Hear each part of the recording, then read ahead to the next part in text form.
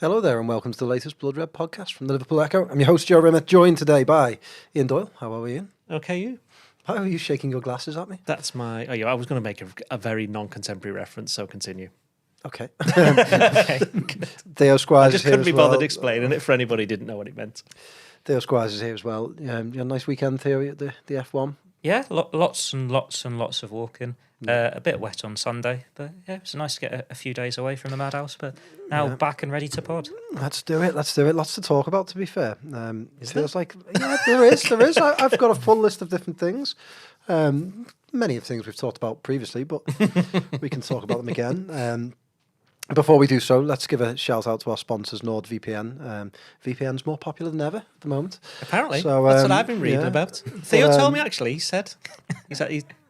Big news over in Belgium and Sorry, Germany. yeah, exactly. Yeah.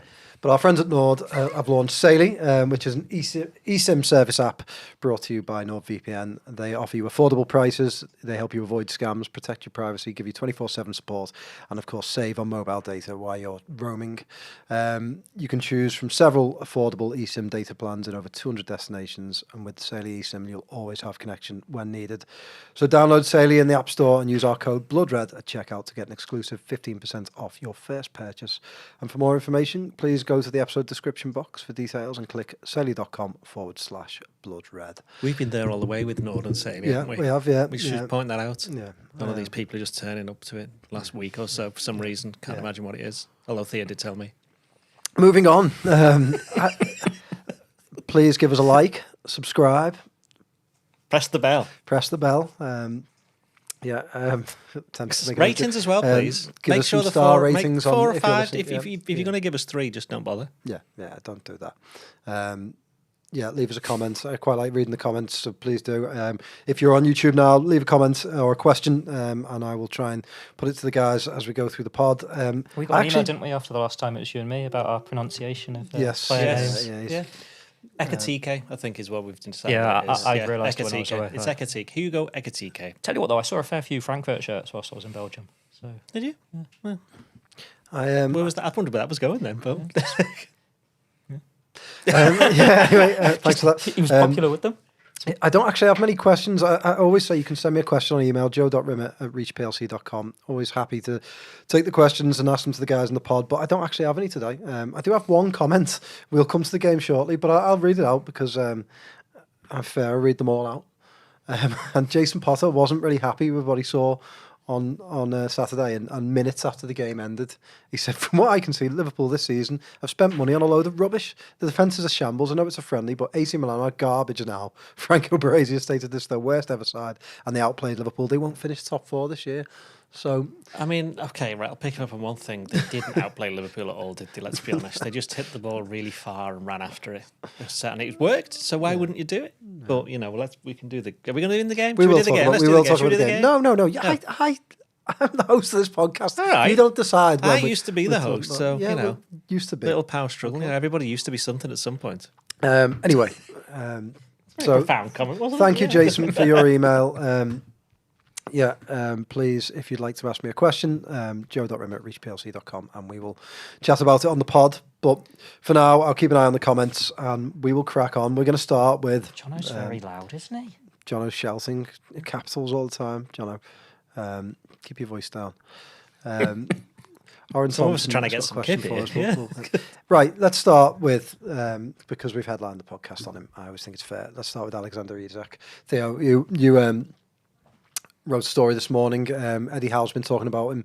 They're in the Far East in Hong Kong, aren't they? Newcastle lost to Arsenal yesterday. Was it yesterday? Over the weekend? Arsenal? Yeah. And Sunday, wasn't it? So what score was it? 3-2. 3-2 to Arsenal. The young lads, the 15-year-old set it up. Year 5 when COVID happened. Yeah. But so he's been talking about Isak overnight and essentially said, didn't he, that there's no guarantees. It feels like there's a softening of Newcastle's stance. It wasn't too long ago that Newcastle were very much, he's not for sale at any price and he will be going nowhere this summer. Eddie Howe didn't strike that tone this time around, did he? No, he wasn't giving up hope of keeping him. And anything can happen in football, but it's very much, there's not been a formal bid, but you probably expect something to happen. Yeah. As soon as the player makes it clear that he wants to go, 9 times out of 10, that's what happens, especially when it's a star player like Isak. We've seen him miss pre-season games. He's not on the tour. It's all pointing to that direction of something will happen with Liverpool. Sorry to interrupt, but it doesn't sound like it's been a few days. Was it Thursday of last week that the news broke that he'd told Newcastle? I think it was something like that. Yeah. So it's been a few days now, and it doesn't seem like there's been a change of heart from Isak. It seems like they're still in the same place, doesn't it? Yeah, and he said at one point, hasn't he, how the contract talks haven't been reopened either. So it's only going to be something that they go to the table for if he doesn't get this move. Yeah. But Newcastle, there seems to be a resignation now that Isak will move on. And Liverpool seems to be the only side really at the table there that you could be interested in, but no formal bid yet. Wait and see what happens there. Obviously, Luis Diaz, who I'm imagining we'll get to at some point in this episode, he's closing in on his exit, which you'd imagine will trigger Liverpool's own move the other way. But we'll wait and see.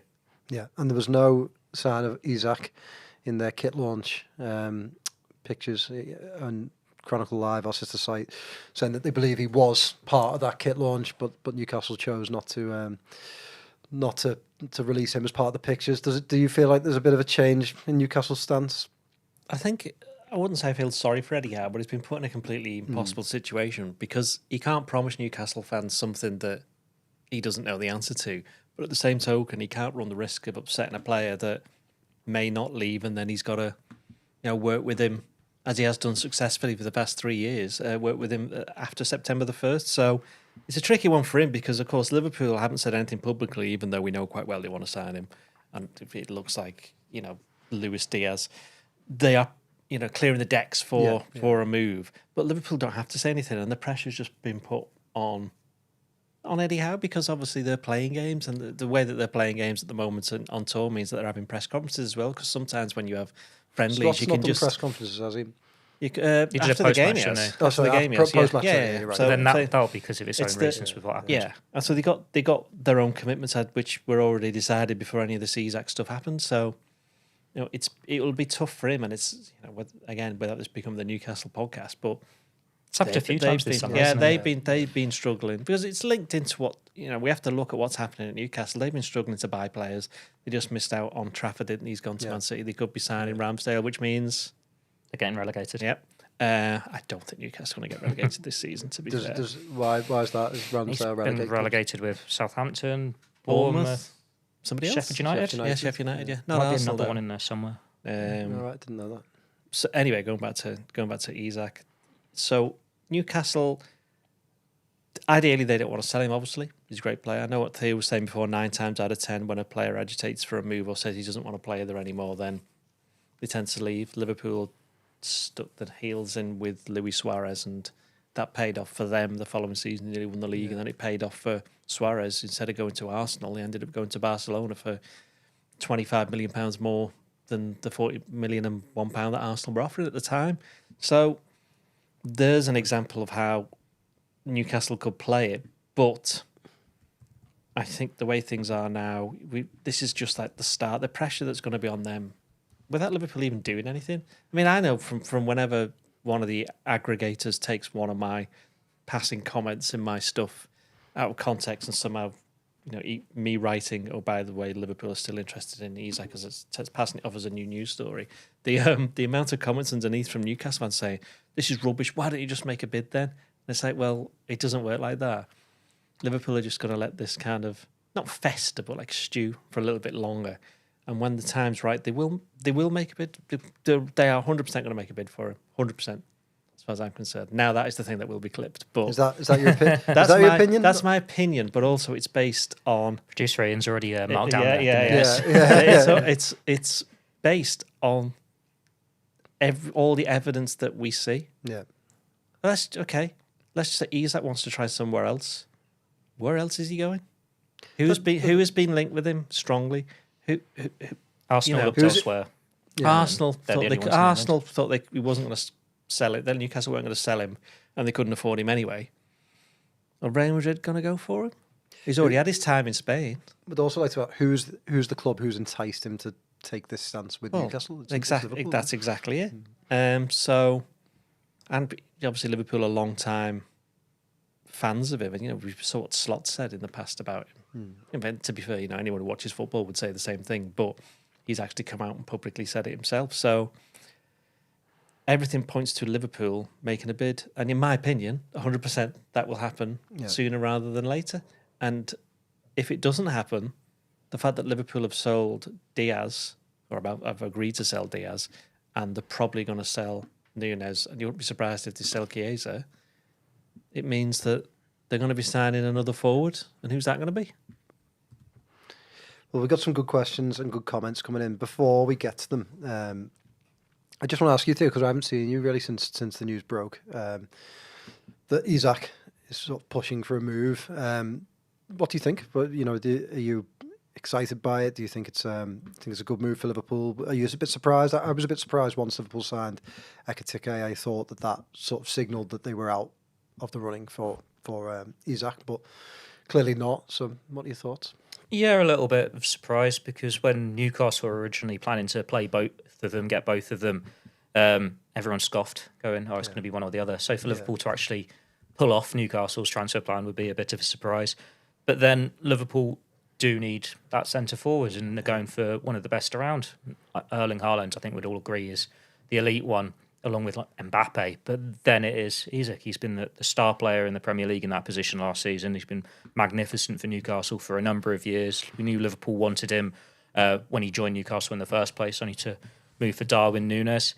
Yeah, you've got Ekitike there as well. I can do it now. It's good. It's good. So you think, oh, it's one or the other. But he can play on the left wing. Both of them can play on the left wing. And he looks very good with his feet as well, in terms of being that number 10 sort of player who can link up. He's got a few tricks in his locker, doesn't he, Ekitike? So he's versatile. I was speaking to a Spurs fan last night, actually, and he said that, and this sort of passed me by, but they played Frankfurt, didn't they? Yeah. And he scored. He said he absolutely tore his part. He was really good. In the first leg. I actually watched the second leg, and Tottenham did a very good job on him, to be fair. And did a good job on Frankfurt, which is why they ended up winning the tournament. And I think with the centre-forward situation as well, we've spent so many months going, Liverpool need one, they'll get one, assuming Núñez would go. But then that was with the caveat of, I don't think anyone expected Diogo Jota to go. But then, obviously, with that happens, you do need a one. Yeah. There is a void there. You can't escape that. Liverpool are looking at those versatile options, and it would be interesting to see how everything else falls into place. Wirtz could play on the left. Ngamoa looks like he's having a very good pre-season and become an option. We'll talk about him, but I do think he's going to be an option. Yeah, well, we'll talk about him a bit later. Yeah, those centre forwards, when that was what Liverpool were lacking last season, and they still lead in goal scorers in the Premier League by an absolute mile, to then go and get this really talented player in Ekitike, who could be the next big striker, but then get the best one in the Premier League as well. That's really sending out a statement, and it's something we've not really seen from Liverpool, even under Jurgen Klopp.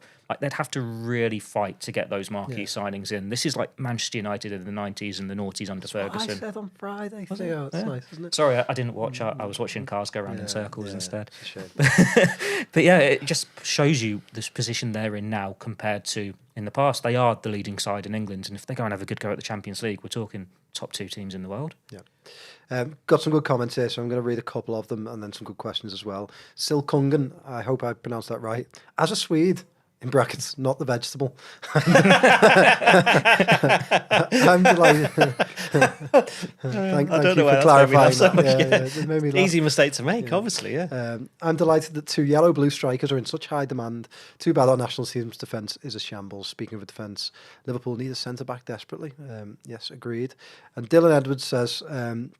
long time watcher, first time commenter. I moved to Sweden last year from Liverpool, and this is a really nice way to keep in the loop with our club news, etc. So thanks. And Doyle reminds me of a few of the old guys I used to work with back in Liverpool. So in that sense, I still get my fix of the old grumpy energy, but always a fun attitude. Cheers, boys. Grumpy. Thank you, Dylan. Read that out again. Read that out again.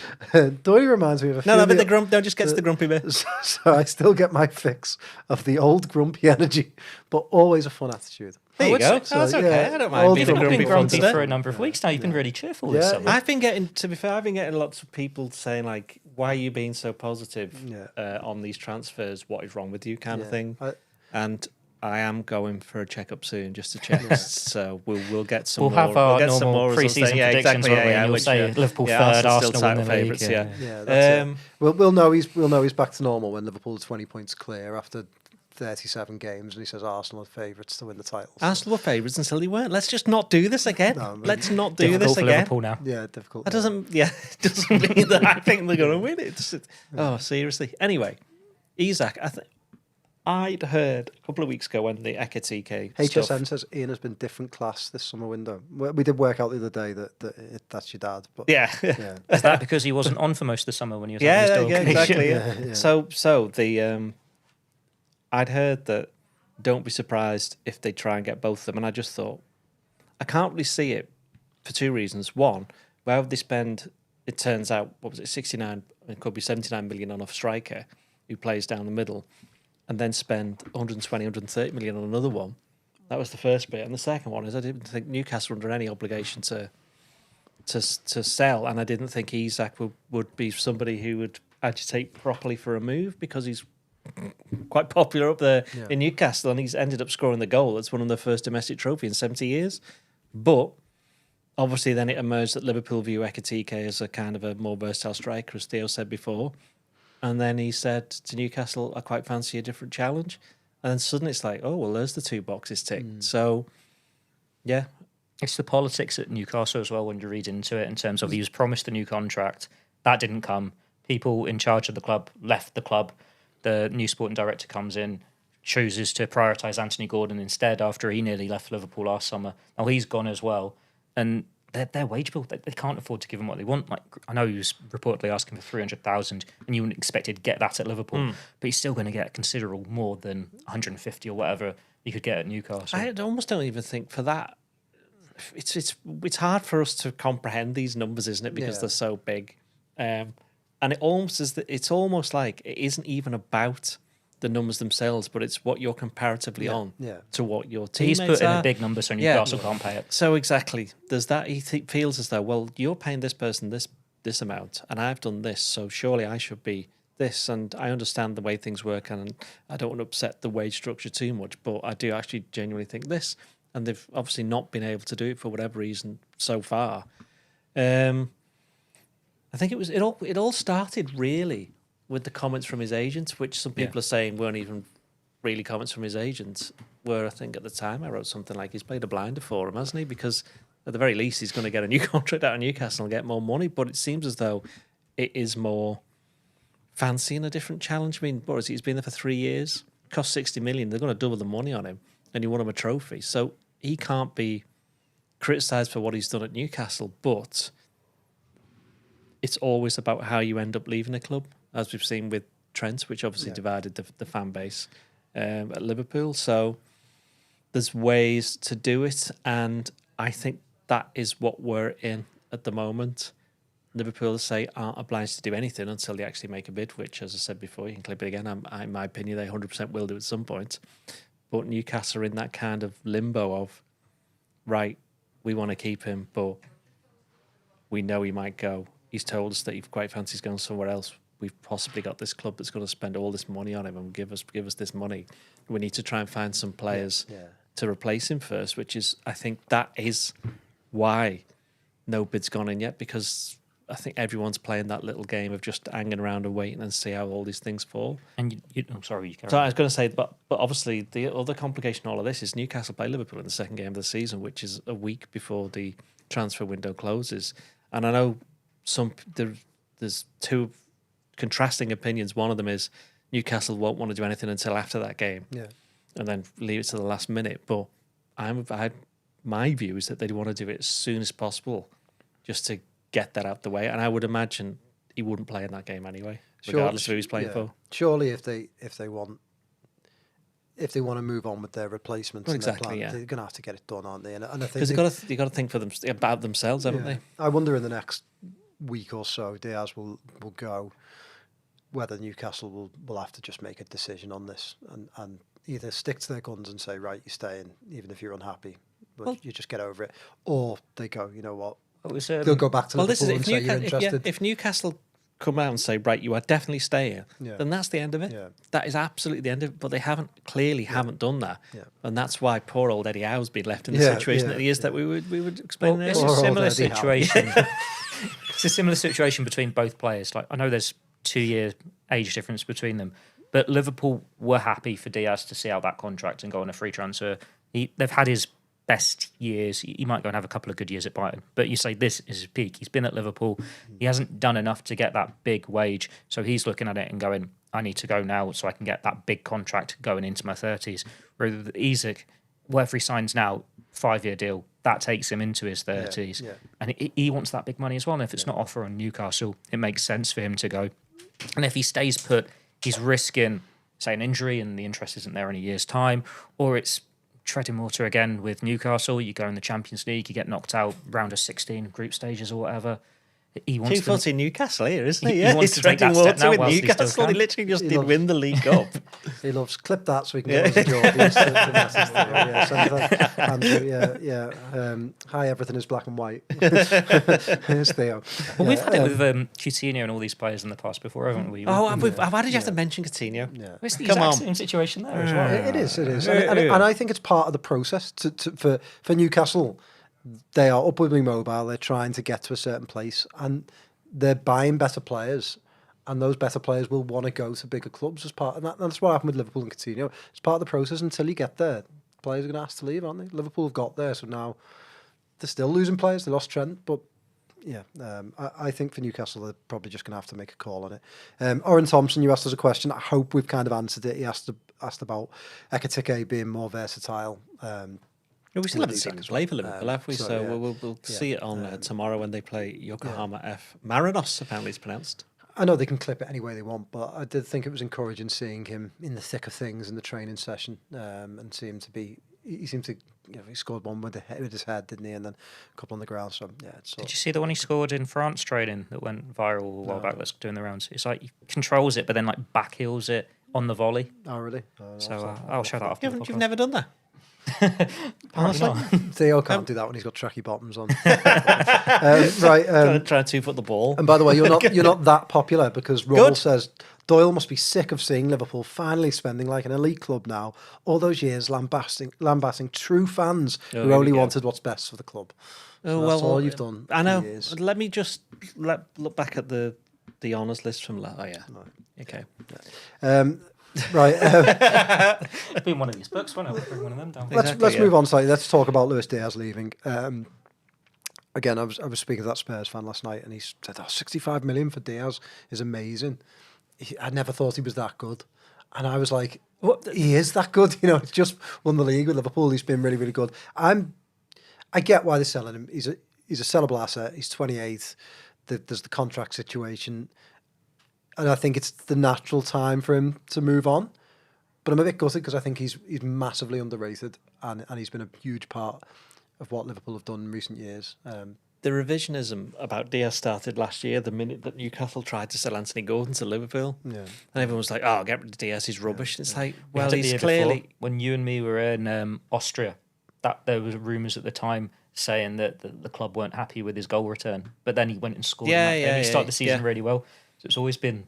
it's always been about his numbers. And then last season he ends up providing them. I know he's a lot better at left wing. You can see he's more comfortable left wing. But towards the end of the season, he was doing very, very well, playing down the centre. Not his position, of course, but Liverpool basically would have kept him if no one could have come in for him, and no one had. They knew that there was going to be an amount that would make them think, okay, we need to think something about this. But the reality is they've got 3.5 years out of a player who helped them to 3-4 trophies, and they've made a profit on him, and he's now entering. I mean, I wouldn't say he's finished, as Theo kind of made out. I don't think he's finished. There's just not much left in the tank.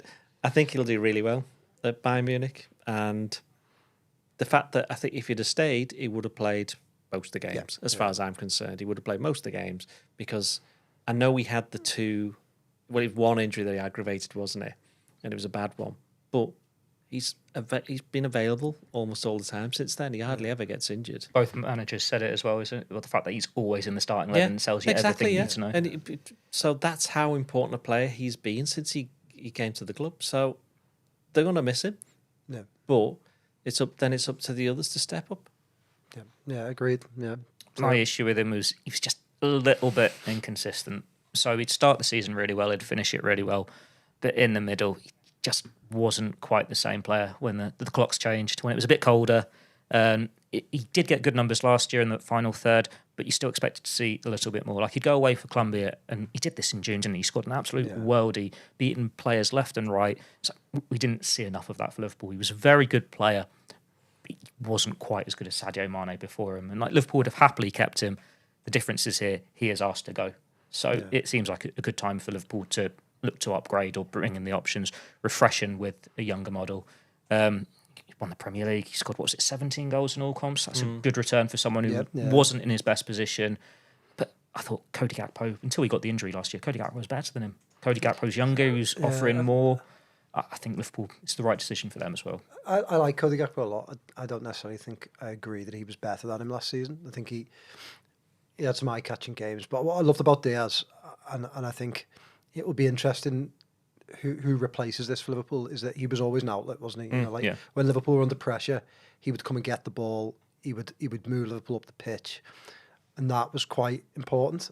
It was very important. So I just, maybe Wirtz will be that player. Maybe there'll be other ways, and I'm sure they'll evolve. But I thought he didn't get the credit he deserves for doing that constantly, and he never hid, did he? Even when he was having his poorer games, Diaz was always getting on the ball. He was always around. His work rate was phenomenal. So, I thought he was a really good player, and I think he's massively underrated. Good song as well. Yeah, of course, yeah. So, wish him well at Bayern. I think he'll do well. Just hope you don't face Bayern in the Champions League. They'll play Real Madrid at some point as well, won't they? Just do the rounds of all of them that they sell everybody to. So, Liverpool 2, AC Milan 4, the weekend. It threw up some questions, didn't it? There was some good performances in there. But let's start with, you wrote a piece immediately afterwards saying that Alexander Isak getting all the hype, obviously, but it exposed an issue that Liverpool really needs to solve, which is in defence, isn't it? Well, I wrote that the week earlier, basically. When they won the league in 2020, Lovren left, and then they went, all right, so we've got 3 centre-backs here, and we know Fabinho can play there and somebody else can play there, so we should be okay. And then, of course, everybody got injured. Now, that's not going to happen very often, but it does underline the fact that for a team that Slot said we need 2 players for every position, they do need a 4th centre-back. I was surprised I've said this before, I was surprised they sold Quanta clear, and I thought the only reason that they'd sell him is if they had somebody lined up to replace him. And I'm pretty much convinced, I'm going to go 100% again, in my opinion, 100% in my opinion, that they will sign a centre-back. I thought you were going to name someone there. Well, I was about to say, whether that's Mark Gay, Crystal Palace, he is obviously not going to sign a new deal at Palace, and if you're him, you're probably quite keen to come to Liverpool. Palace will, I think that's one that might be right towards the end of the transfer window, nearer the deadline. That one might get sorted either way. And Liverpool are still looking around and looking at younger centre-backs as well, which we've written about many times. So, in my opinion, they need another centre-back. I mean, the Gomez injury is only minor.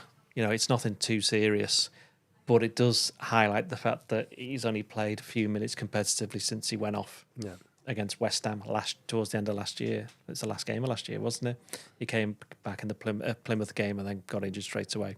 So Van Dijk signed his new deal. He's not getting any younger, even though he's obviously going to be a mainstay in the team if he's fit. And then you got Kanate, who's still not signed a new deal and could go for nothing. Well, if he doesn't sign a new deal, he will go for nothing at the end of the season, when we know that Real Madrid have been having a look and having a think. So there is this thing where Liverpool's next move at centre-back, it can't be like in 2021 where they were just doing it temporary, which I don't think they'll do that. But whoever comes in, and I'm 100% convinced that they will sign somebody and bring them in, it's going to be somebody who can go straight into this team just in case, but also is going to be there for the long term anyway, because they're going to have to start thinking about succession planning, because there's every chance that in 2 years Van Dijk and Konate won't be there. Yeah, I thought they needed a centre-back this summer prior to them selling Quanta. So the fact that they've sold him, the Konate situation is ongoing, and Van Dijk, no matter how good he is getting older, just screams that they need someone. It's got to be for the longer term. Yeah, and this is something that they've been quite open about, haven't they, in recent years? Like even Jurgen Klopp and was it his penultimate summer? He was saying that they were looking, and it just didn't happen. We know they've been looking at the younger centre backs, and like Huijsen, who went Real Madrid, Lenny Yoro, Levi Colwell. It's just not falling into place for them, and that there is a big void there that they need to fill. On the counter side of that, I think the backup options they've got now, who would be a bit makeshift, are stronger than what they had when it was Fabinho and Jordan Henderson. Like Wataru Endo has played a lot of football there in his career. Gravenberch, you could do that quite easily in games at Anfield when you're against the Burnleys of this world, when you can have a lot of the ball. And then Robertson, maybe he could merge into that. I don't think Tsimikas is an option there long term, but Robertson, when they have got these three left backs, it's a way he can get a bit more game time. But you want the player who is natural in that position, who can be the successor for Van Dijk, who can be the leader in that defence. And if it's not going to be Konate, it needs to be someone like Mark Gay. Yeah. So we just wait and see. I'm surprised they're not going in for Hato, who looks like he's Chelsea bound. Yeah, a few people are asking in the comments. The fee didn't seem that outrageous for him as well. But if he can also play as left back and you've already got three, maybe just didn't quite fancy him. There haven't been these standout names apart from Gay that we see, they're moving for at the moment. But it's just monitoring the market, seeing what becomes available. And you'd imagine when they're, like we're seeing with Isak, he's a player who wants to move. You put the pressure on the club, something might happen. Yeah. Especially haven't said the H word there. Which one? Drop the H bomb. Homegrown. Oh, no. Yeah. So, well, I was saving that for Rio. Couple of quick questions actually before. Well, Red asked about Branthwaite. There is actually 1, 2, 3, 4, 5. But Branthwaite signed a new contract, hasn't he? I think there is a release clause in that, but I think these that's things off the don't mean table, anything, do they? Let's be honest. And then someone else has asked whether there's any good players in the youth ranks at centre back. Nalo's probably the main name there, and he's very, very raw. We've seen him. He's 18, I think, Nalo. He's 18, yeah. I mean, that's just too young at that. I mean, obviously, we saw what happened with it at PSV, which was a bit unlucky, and then he came on against Preston in the second half, and for the first 15 minutes, very much was somebody who remembered that the last time he was playing with the first team, he got sent off. He lost his man for the goal as well. I mean, that happens, doesn't it? I think for the last 20 minutes, he was a bit better, but he's got a long way to go. There is Luke Chambers in there, but he's had his injuries on loan. And he's more of a left back. He is more. But I know he's done all right centre back, but yeah, he's another one. Elsewhere in the Milan game, then Florian Wirtz. I mean, I think I text you or maybe Ghost him after about 5-10 minutes, going, "Oh my God, he's amazing." You know, I think sometimes you can just tell with a player. And you put it in the group because I was watching cars go around and go, "Oh, that's because I said he's quite good." Yeah, you could just tell, couldn't you, the way he receives the ball, the way he turned on it, some of the little passes he was playing. I thought it was quite interesting, wasn't it? And he played alongside Elliott, and you could just see the step up really with Wirtz. What did you make of him? Yeah, I thought it was decent. Again, it's like a lot of these players, because we're so engrossed in Liverpool, we don't, unless they're playing in the Premier League, we don't get to see them quite a lot. Such with Ekitike. Even when Nunes signed, I know he played against Liverpool twice, but most of us hadn't seen him play all that often. So £116 million is a bit of a suggestion. He must be quite good. Yeah. Let's be honest. Yeah. And the fact that Bayern and Man City and Real Madrid all were interested in signing him, that's another bit of a giveaway. But I mean, he got mentioned a few times. It's been mentioned a few times already that he's younger than Elliott. So it's he's younger than Harvey Elliott, who's been a Liverpool player for 6 years now, hasn't he? Which is in itself is a bit mad when you think about it. But with Wirtz, he looks like the best players can always fit in, and he's been able just to go in straight away. Just everything about him. He looks strong. He's fast. He's got quick feet. You know, he reminds me a little bit by the way he runs. Trent, a little bit. He's a little bit. He's got that kind of that gait to him, and if he ends up being as good as he was for Liverpool, I think he should be okay. Definitely felt to me, Theo, watching him, like there was an element of Liverpool know a lot of teams sit in deep against them at Anfield, and they've found a player that can unpick those tight defences because the little. I mean, there was one link up with Salah. And Salah pass. I think it hadn't been a friendly with the shot, but I think with it being a friendly, he was trying to set Wirtz up for his first goal. But it was extraordinary, the little link-up play that they showed to get Salah through. I'm not sure if you saw it. But, Did you see it? This bit? No, not that. If I saw it against I'll Stoke. comment on that bit then. I saw it against Stoke. I'll comment on that bit. That was good because that was a little bit of a sign of he picked the ball up deep as well, and Liverpool had passed it around quite well. But you mentioned about threading these balls through. They need a striker for that. Yeah. And which is why they got one, and they might be getting another one. He put someone else through on goal, didn't he? As well, I think. Was it Elliot and he miscontrolled it, Yeah, or there was. You're right. There was somebody like a little else. slide pass. Yeah, it just looked really, really classy. It was a strange game, wasn't it? Because Yeah. Liverpool basically, because of the personnel and the players they didn't have available, centre backs, and it meant the defensive midfielders who were available ended up playing, and they had no real. They had one centre back on the pitch at any one time, and a defensive midfielder for a little bit when Gravenberg was on, because the Endo was ill and McAllister wasn't there, and Szoboszlai was playing somewhere else, and you played a different formation. So that's why every time Milan just booted the ball long, they were in. Yeah. And I think something that has to be bear in mind this is that for obvious reasons, things that have happened, and also because they've signed quite a few players, Liverpool are still behind in their preparations, and that's why you saw almost all the players playing at some point, or the ones that were available anyway. And Milan had that. Leao played the full game, didn't he? Yeah. And then we mentioned... They didn't make as many changes, did they, Milan? And then if they did, it was kind of after 60, 70 minutes. And then you also then saw, I think Arsenal, when they played Newcastle, played a very strong team to start with. United played a strongish team. Everton played the only players they had available left that they got in their squad. All 5 of them. Yeah, exactly. Yeah. So Liverpool haven't done that yet. And is that a mild concern? Because they've only got the game tomorrow, the game against Bilbao. It's only one game, really. I know it's 2 games, but you're only going to play your main team in one of them. And then the Community Shield, and then the season starts, and they've got a lot of new players that not so much need to fit in, but they need to work out what they're supposed to be doing, because I can't see them doing anything other than the 4-2-3-1 and then go, right, okay, we're starting the season, which is why there's every chance that some of them won't be playing in that game. I'm not sure it's necessarily a concern, because it was something that Jurgen Klopp did, didn't he? You do the half and half for the sides in pre-season. Let's be honest, what they're doing in training, that's when the relationship is going to be made rather than in the games. And we saw last season when Slot was going full strength, when he did make the changes for the cup games, the games that didn't matter as much, and it was an entire 11 that hadn't got that experience together, they just didn't stand a chance. They all struggled. Whereas when you're doing it half and half, you're seeing like Nyoni or Ngamoa, they're properly shining alongside some more experienced players, and everyone can have a good chance to stake their claim. Like, we are going to have to see a full strength side at some point, and that'll be one of the Bilbao games. It'll be Palace, won't it? Palace. But they should be fine, because it's something that is normal for Liverpool in pre-season. It's only under Arne Slot that it seemed to merge towards more, would go full strength and then change it. And now he's gone back to what they were doing under Klopp anyway. Yeah. Let's talk Ngamoa to finish off, because I thought he was quite eye-catching, wasn't he? Obviously helped set up the equaliser. I was reading, I think Elliot talked about him after the game, didn't he? It feels like he's stepped up, and it feels like he might stay there. It's a tough one, really, isn't it? Because you've got Ekatike, who can play on the left, Wirtz, who can play on the left, and Gakpo, who will be starting the season presumably on the left.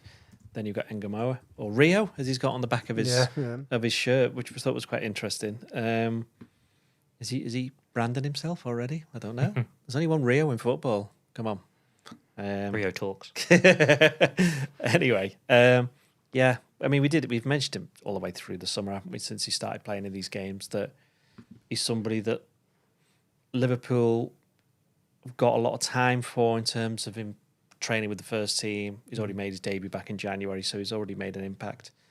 And I wonder whether or not, again, it's like are Liverpool playing the long game with him, in the sense that you give him these minutes in the summer, knowing quite well he's not going to feature that much during the season, maybe the odd cup game, as we've mentioned in the past.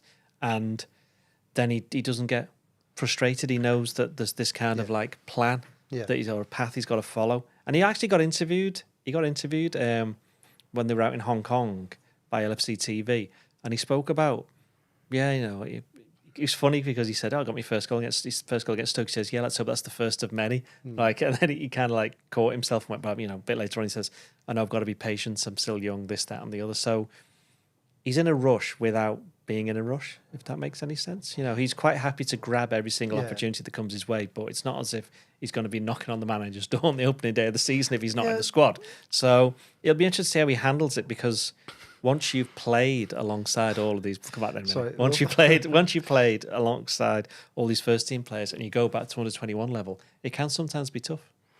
Go on, what did you put? Silkungen, who's not a Swede, but is a Swede, just put Rio Ferdinand at oaf. That's a great way of describing him as an oaf. I think with Ngamoa, just the talent will push him further forward, and I do wonder, he's a very different option, isn't he, to Gakpo on that side, and I just thought he looked really good, really direct. And with Diaz going and not being sure where the other players are going to play, I just wonder whether he could get a few more minutes than maybe we even expect. And these summer tours always throw up a player, don't they, who comes in and just gets himself a bit further into the first team than they had been before they departed. My only concern with that is, say they get Isak in, and you've got 6 good attacking options. If you need a goal off the bench, you're not turning to him over some of the more senior players. But then you've got to choose your opportunities where you can. Like we've seen Rhian Brewster, for example, when Liverpool won the league, that first half of the season, they weren't winning games 3 or 4-0, so the opportunities didn't fall. But if Isak and Kasike are getting you these goals and you're 2-3-0 up, you can give him 10 minutes off the bench. And there's going to be more rotation in the Champions League phase. There's the League Cup. It's a good chance to have a look at him. And what strikes me about him is he seems so sensible on the ball. Like it'd be so easy for him to be head down, try and beat everyone, do nothing with it. But he's then got his heads up. He'll look for that right option. He always seems to make it, which is rare for a player who's so young. Like the first time I saw him in the flesh would have been, I think, the 18s derby at Finch Farm, and he was trying to do it all on his own. Yeah, a bit harsh on him for that. Yeah. But then maybe it is because it's youth football. You put him in that first team environment when he's got the trust of the players around him, and he trusts them as well. And he's like, "That's Mohamed Salah. That's Andy Robertson, or whatever." He will make the pass, and we saw that with the goal for Szoboszlai. He tries to get the cross in, it's cut out. But then he's got his head up. He sees who's in a good position, and Liverpool get a goal from it. Yeah. He's got the pace. He's got the trickery. It's just about getting him the opportunities and managing him the right way. Whether that is having him regularly in your squad, or it has to be a bit more patient, use the 21s. But yeah, he's certainly a talent, isn't he? Some players just have that going straight into the first team. They don't look at Owen, Giggs, Rooney. Yeah. I'm not saying that he's those players before anybody tries to take that out of context. I'm You're just going to clip that one as well, producer. There are those players that are like that, and it will be interesting to see how Ngamoa develops this season, because he could end up being one of those. Certainly will be. It'll be very interesting indeed. I think that's all we've got time for. Thank you very much. I'm going to pick our team for the Yokohama F. Would you like to pick a team? You can do. No? Okay, no, I really, really don't want to. All right, well, don't. I'm talking about that game anyways, because it's a game coming up. Is there anything that we want to see from it? Go on then, talk about it. If you don't want to finish, talk about it. I'd like to see 2 centre-backs playing alongside each other. I'd like to see Van Dijk, and I know that might leave them a bit short for the last half an hour, but I'd like to see a striker. Yeah, so a striker and some centre-backs playing together. Yeah, that would be nice. And obviously with no Alisson, Mamadashvili's going to get an extended run in the goal as well. I'd like to see, because they lined up the other day with Elliott and Wirtz in the team, and I don't necessarily think that's the way I don't think that's the way they'll line up. No. Going into the season. So I'd like to see something more of the start of the game with something more true to what they'll end up playing, because I felt a bit sorry for Elliott. I think he struggled a little bit, but he was in. It wasn't sort of a natural lineup, was it? But yeah. Has Nunes been in team training in the latest pictures? Yeah, he was in team training. Tell him what looked quite good actually when he played. So he always look. I tell him he always looks quite good. Yeah, he's a good player. Yeah, I'd like to see him get a good move. Right. Yeah, we can finish now. Can we finish up? Right? Yeah. Thank you so much, Theo. Thank you, Ian. Thank you for listening. Thank you for all your comments, questions. Sorry if I didn't get round to some of them. Just so many of them, but do appreciate them. We'll be back. Who knows? Because our producer's taking more time off. Then I'm on holiday. Then I go on holiday next week. You're not fussed, are you? When are we back? We don't know. But send us an email if you want, and maybe in September. If you want to host or produce the Blood exactly. Red podcast. Yeah, let us know. Yeah, going forward, that may be required. Yeah. Have a lovely week, and we'll see you soon. Bye-bye.